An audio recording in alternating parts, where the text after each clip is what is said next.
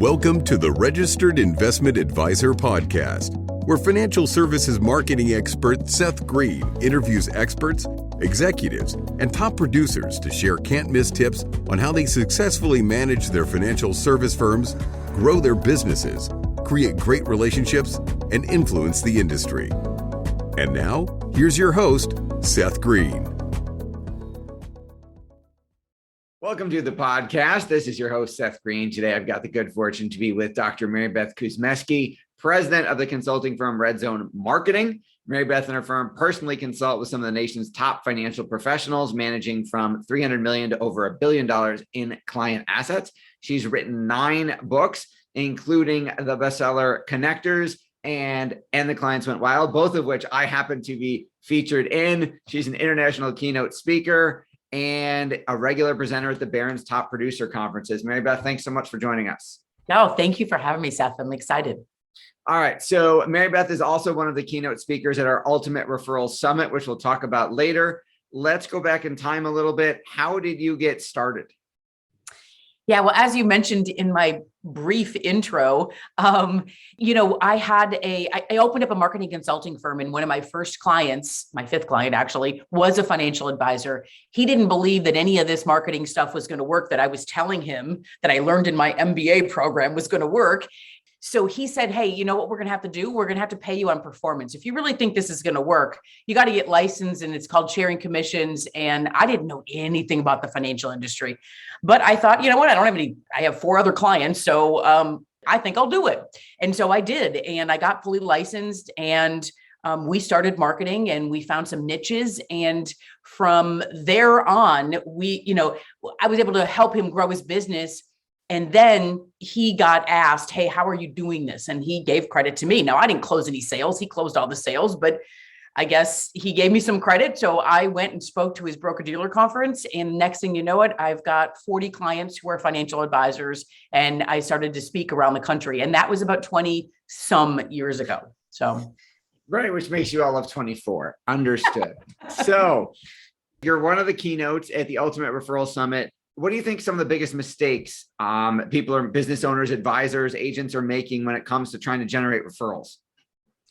Yeah, I think that we believe that referrals are just going to happen because we're doing a good job. And that actually does happen. But the problem is you're not going to get nearly as many referrals as if you actually are making a more concerted effort. Now, the concerted effort does not have to be asking for referrals. Now, Bill Gates will tell you it's good to ask, and I'm telling you that it's also good to ask, but there's a lot of advisors who just don't feel like maybe they should ask, or they can ask, or they don't feel comfortable doing it. And so what we've put together is a whole strategy for gaining more unsolicited referrals. So referrals that you aren't physically asking for, but yet you're getting by the structure of your business, by the way you're setting up your social media and your website. And it's not only getting the referral, but it's converting the referral that's really critical. All right. Now, the majority of advisors, hate to have to ask for referrals. We all think that just being good at our job should be good enough. How come clients don't refer without being educated or prompted? How come the majority of advisors aren't getting that number of organic referrals they would like? Why aren't they more referable? So, well, that's a heck of a question, Seth, because I know we're going to do a deeper dive on the summit, but you give us a shorter answer. Yeah, there's so many things involved in that. But I think one of the reasons that advisors don't get, you're not going to get referrals from everybody. Some people are just never going to refer business. And you go, this person would be a great referrer. Why aren't they referring business? They just don't feel comfortable doing it. And there's going to be some people like that. But I think that there's this huge disconnect between what the clients think about you. They, as a financial advisor, they love you. They think you're awesome. They know that you've helped them change their lives and buy a second house and retire and everything else. And your prospects think that you're trying to sell them something. And there's this huge disconnect between what your clients know and what your prospects think. And when someone starts talking about a financial advisor, so one of your clients starts talking about you, their reaction is the same thing that we get as a financial advisor talking about our practice. Uh-oh, this is going to be a sales pitch. And that kind of shuts it down. And so how do you train your clients to be able to have the right kind of conversation? And so that's a really big part of what we'll talk about in the summit as well, is how do you get your clients to know how to have the right conversation? Who's a good client for you without giving them a script to read, right? Which is never going to go over very well, and they're not likely to carry it around with them. You talk, you teach a lot about the client experience and how that can be structured in such a way to generate more organic, unsolicited referrals. What does a phenomenal, a referable experience look like, and why aren't most of us creating that? Yeah. And I think when we think about the experience itself, we think, oh my gosh, we've got to have like flashy things happening and send lots of gifts and do all this stuff. And it doesn't necessarily need to be that. It is when they walk out of your office, they say to you, this was an incredible meeting. Okay, that's an experience. And it could have been just what happened in your interaction. And it could have been that you were just listening to them about their family, about what's happening, and making sure that everything's, giving them the reassurance that everything's okay. But it's what happens when they have interactions with your office. How do they feel about that? And that feeling gets them to talk about it. And so, how do you generate that feeling? Well, that's, it's not an easy answer. We don't just say, well, you can't just give a one-word answer to that. And you can't just hand them a big birthday cake and say, this is going to be it. They're going to love me now. It's over time, but it's so a series of things that we do to create that experience. Absolutely. Talk a little bit about, you've got quite a collection of 9 books. Talk a little bit about the books and how they're helping folks. Yeah, I mean, books are something, and I've learned this after being someone who's written 9 books, is that I've written a couple textbooks. I force my students to read the textbooks, but a lot of people buy books and never read them. And so part of it is, I think that if you're buying a book, it's probably a good idea to read it, but maybe you need to go to Audible, or maybe you need to go to Kindle, maybe you need to do something else. Because inside of the books, all the books that I've written are actionable things that you can do in your business. It's not theory and concepts and anything like that. Actionable ideas that you can use in your business right away, whether it's how to connect better, how to network better, or whether it's how to put your website together better so that it really attracts the right people and people take some action as a result of coming to your website. It's things like that that are in my books. They're all actionable. And I think both, and the Clients Went Wild and the Connectors are less than a 2-hour read. So it's not a lot of time, but I know sometimes we'd rather just watch a few videos on TikTok. So that's a whole different conversation. You know what? You opened the door. How have you seen the changing social media landscape help advisors, be more referable? I mean, do you have any advisors who are successfully using TikTok now? There's advisors in the RIA space who are using some TikTok. In the broker dealer space, they aren't using nearly as much of that for some obvious reasons. But I think that what TikTok does, whether you're using it or you're not using it, it's the video aspect of it that's really critical. And you can do that same thing on LinkedIn. When you embed a video in LinkedIn, you're actually reaching to your audience, because your audience probably, if you're working with people that are getting ready to retire, are on LinkedIn.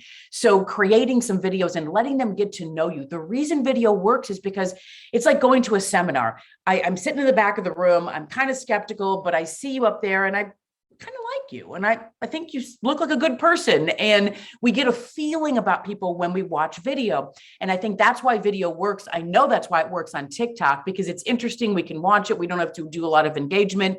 But when we're talking about being a financial advisor, we want to really keep that professionalism when we're dealing with somebody's money. It's not about, doing a dance and stuff like that. And those are the things that really go viral on TikTok. Although there's a lot of how-tos that are viral on TikTok, and things like, how do you retire before age 50 or something like that. And those things are really interesting.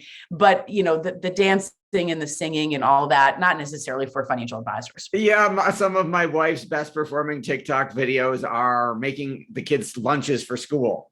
And she's like, that's not my marriage and parenting tips. How come more people aren't watching that? So I totally get what you're saying. You've helped so many advisors and businesses over the years. What do you like best about what you do? It's about seeing the results. Whether And this is the thing that, we do consulting. And so we get to see the results when we do consulting.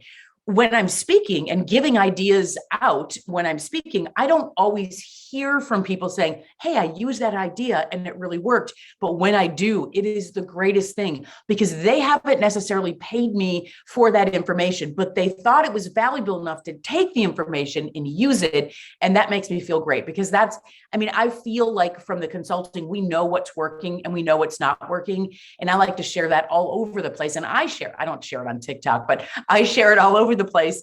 And I do it because I think that people can benefit from it. And that's the whole goal. Absolutely. Other than the 9 books that you've written, what are some of your favorite books you've read? Or what would you recommend for our audience? So marketing books, one thing, I have been reading a lot of more kind of self-help books. And I'm reading a book right now, and I'm going to look it up so I make sure. I'm actually listening to an Audible.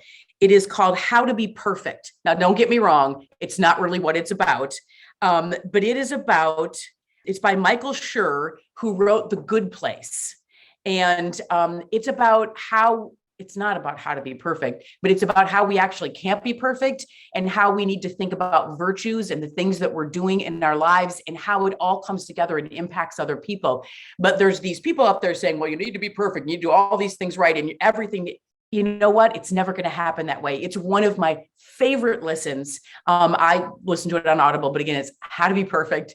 And the title actually has the T off of the how to be perfect. Like it's how to be perfect, because that's the whole thing about it. It's about how do we take the things that happen in life and use them and understand that we're never going to be perfect. And I think that it applies a lot to business as well, because I just heard from a financial advisor this morning, and she's like, I'm really upset. My net new business isn't up right now. I've got some things going out the back door because people are buying properties or whatever.